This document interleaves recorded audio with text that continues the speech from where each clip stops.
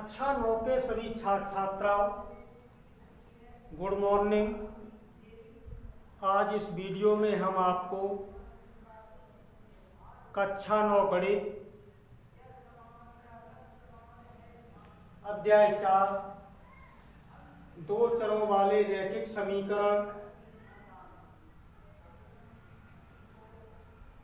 के बारे में बताएंगे। दो चरों वाले रैखिक समीकरण ऐसे रैखिक समीकरण जिनमें दो चर होते हैं, दो चर वाले रैखिक समीकरण कहलाते हैं। इसका व्यापक रूप ax plus by plus c equal to 0 होता है, जहां a, v, c वास्तविक संख्याएं हैं तथा x और y दो चर हैं। लेकिन वास्तविक संख्याओं a और b का मान शून्य नहीं हो सकता है। a, b not equal to 0, क्योंकि यदि a और v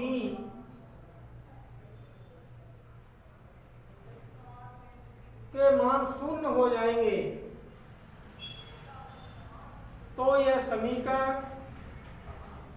दो चर वाला रैखिक समीकरण न होकर के एक चर वाला रैखिक समीकरण बन जाएगा।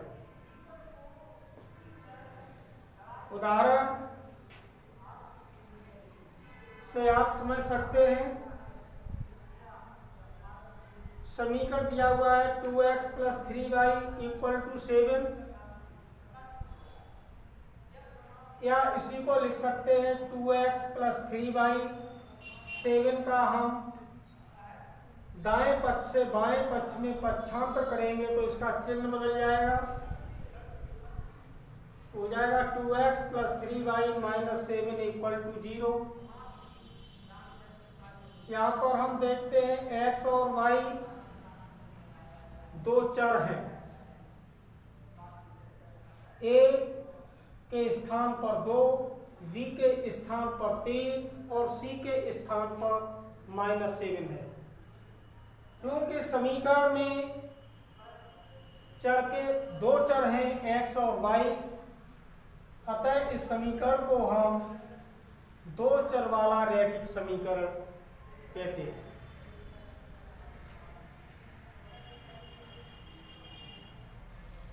अब प्रश्नावली 4.1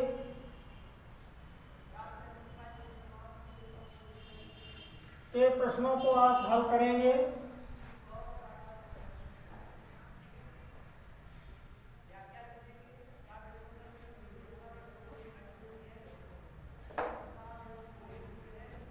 प्रश्नावली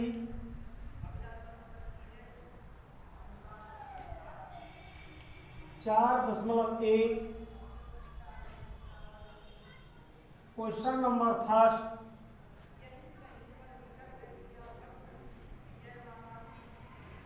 एक नोटबुक की कीमत एक कलम की कीमत की दोगुनी है। इस कथन को निरूपित करने के लिए दो चरों वाला एक रैखिक समीकरण लिखिए। तो मान लेते हैं, माना एक नोटबुक की कीमत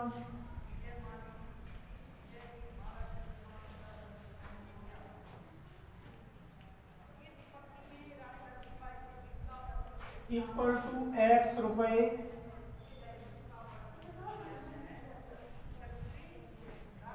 कलम की कीमत को हम 22 रुपए मान लेंगे। एक कलम की कीमत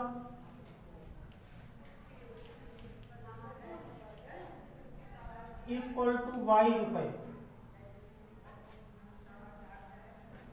प्रश्नानुसार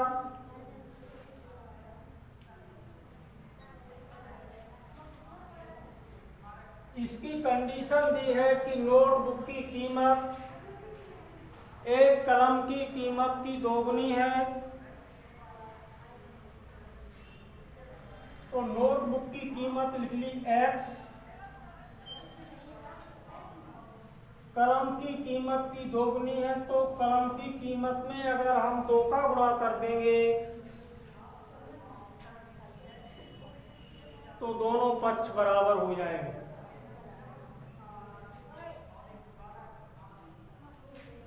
तो नोटबुक की कीमत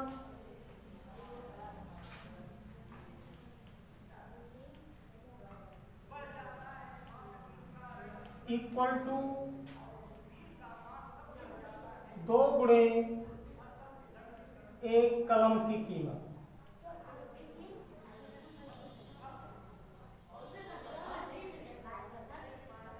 तो नोटबुक की कीमत x रुपए, कलम की कीमत की दोगुनी है तो 2 इंटू वाई, तो x इक्वल टू 2y।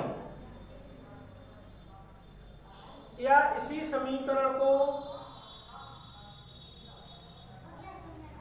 हम इस तरह से लिख सकते हैं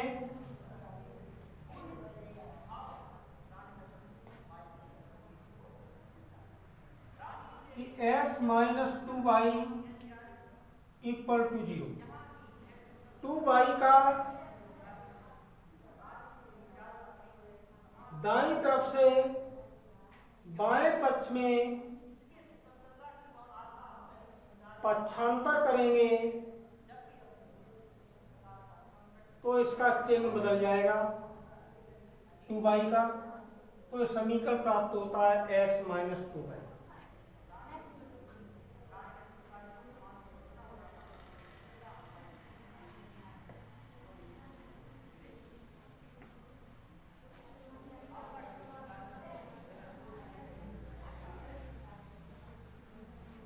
क्वेश्चन नंबर 2, निम्नलिखित रैखिक समीकरण को ax plus by plus c बराबर 0 के रूप में व्यक्त कीजिए और प्रत्येक स्थिति में a, b और c के मान बताइए। 2 का first part 2x plus 3y equal to 9.35 dot.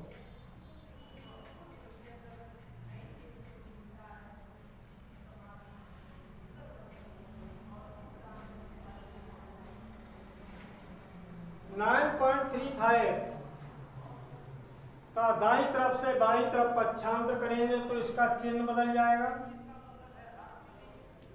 2x plus 3y minus 9.35 equal to 0। मान ज्ञात करना है a, v और c के।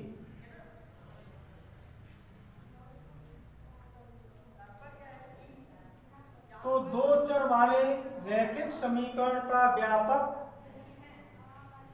रूप आपने पढ़ा था।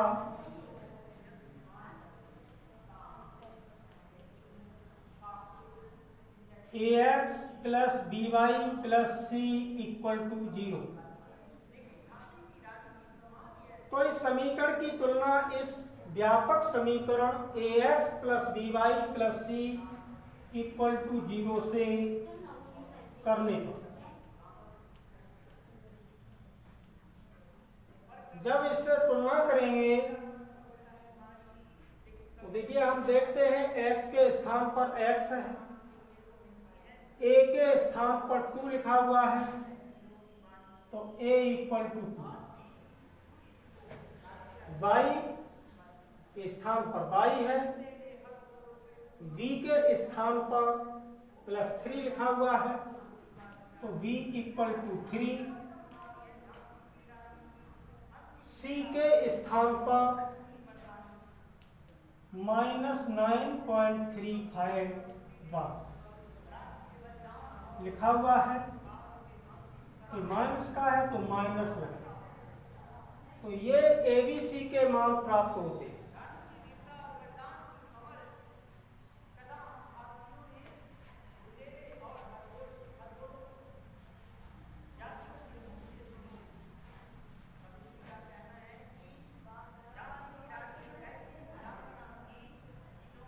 क्वेश्चन नंबर 2,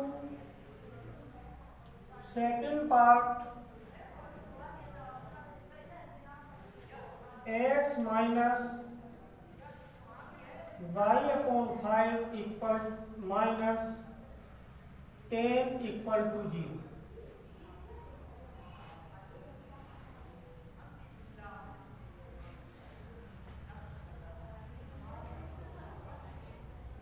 x के बट्टे में 1 मान सकते हैं, 10 के बट्टे में 1 मान सकते हैं।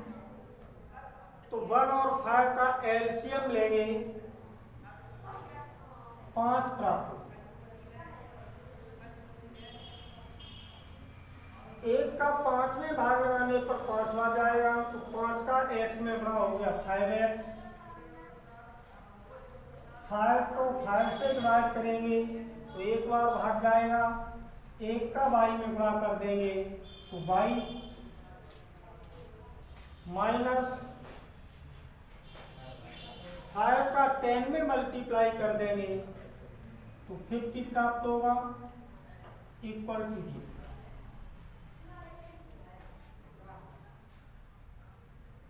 5 का 0 में त्रियक गुणा कर देंगे तो 0 हो जाएगा। 5x minus y minus 50 equal to 0।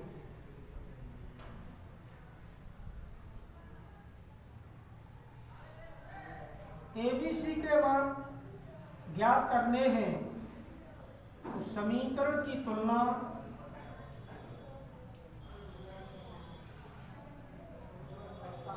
व्यापक समीकरण ax plus by plus c equal to 0 से करने पर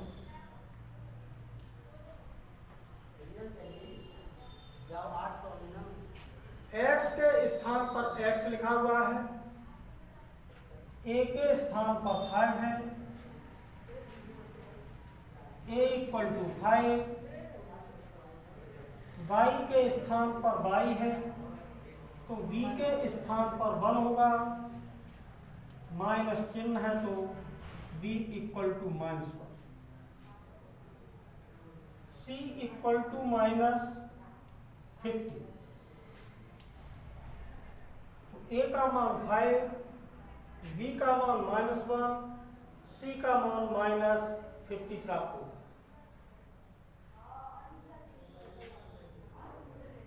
क्वेश्चन नंबर 4 देखिए, 2 का 4th part,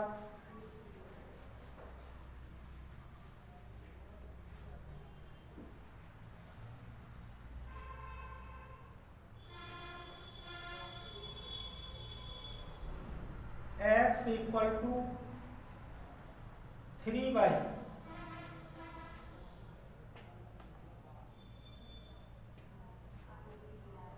x equal to 3y, तो x है y का 3 गुना है।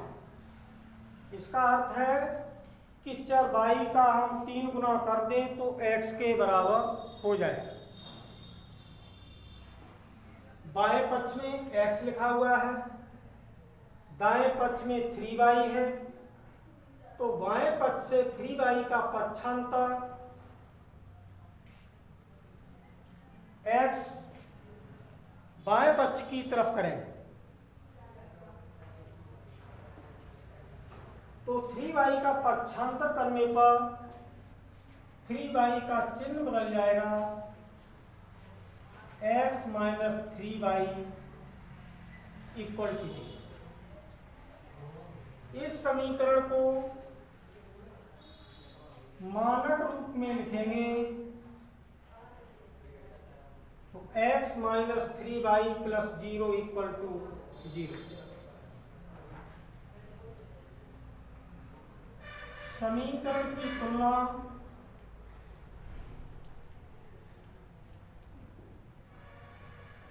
व्यापक समीकरण ax plus by plus c बराबर 0 से करने पर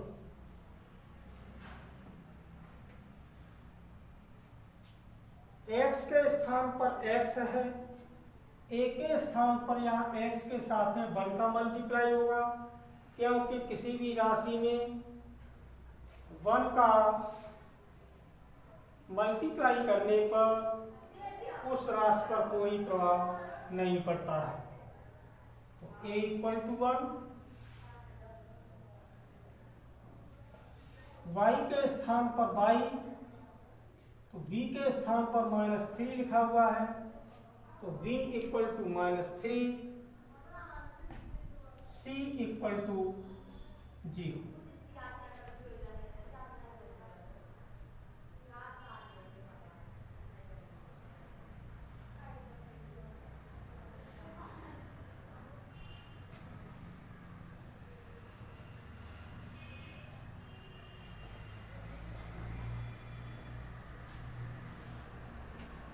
इसका 7 पार्ट देखेंगे।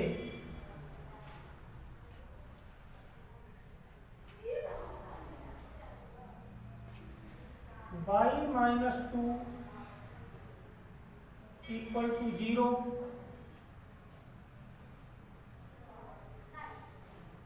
तो इसमें केवल एक चर है y,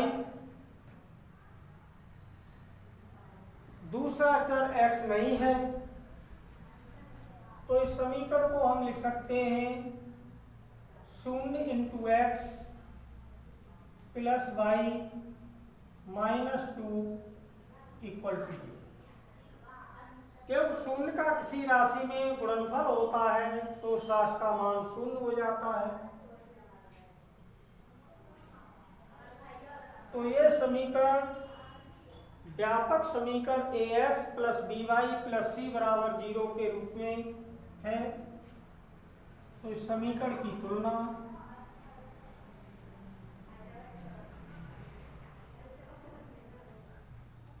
ax plus by plus c equal to 0 से करने पर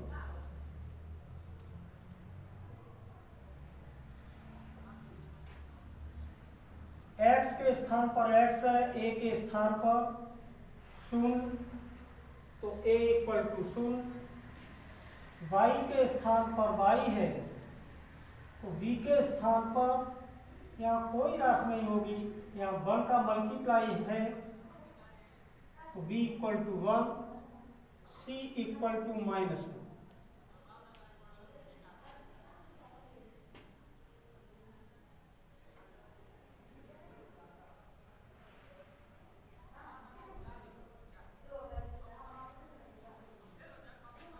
एक पार्ट इसका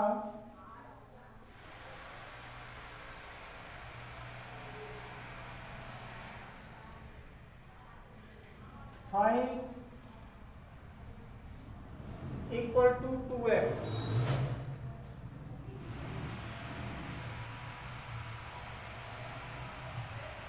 दाएं पक्ष से 2x का पक्षांतर करेंगे बाईं तरफ, तो इसका चिन्ह बदल जाएगा, -2x प्लस 5 इक्वल टू 0। तो दाईं तरफ 2x था वो बाईं तरफ आ गया। अब बाएं पक्ष में कोई भी, तो दाएं पक्ष में कोई भी राशि नहीं है, तो इक्वल टू 0। इसको मानक रूप में लिखें तो 2x प्लस 0 इंटू वाई, क्योंकि y का 0 में मल्टीप्लाई हो जाएगा तो 0 हो जाएगा, y वाला पद यहाँ पर है नहीं, तो इसको हम लिख सकते हैं 0 into y plus 5 equal to 0। अब यह समीकरण व्यापक समीकरण ax plus by plus c equal to 0 के रूप में लिखा हुआ है, तो इसकी तुलना कर दें। समीकरण की तुलना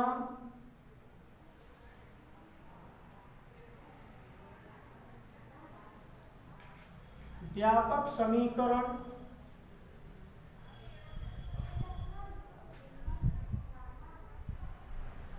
ax plus by plus c equal to 0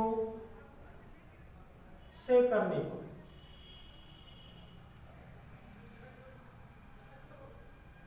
तुलना करेंगे। x के स्थान पर x है, a के स्थान पर -2, तो a इक्वल टू -2, v के स्थान पर 0 लिखा हुआ है, तो v इक्वल टू 0, c के स्थान पर 5 लिखा हुआ है, तो c इक्वल टू 5।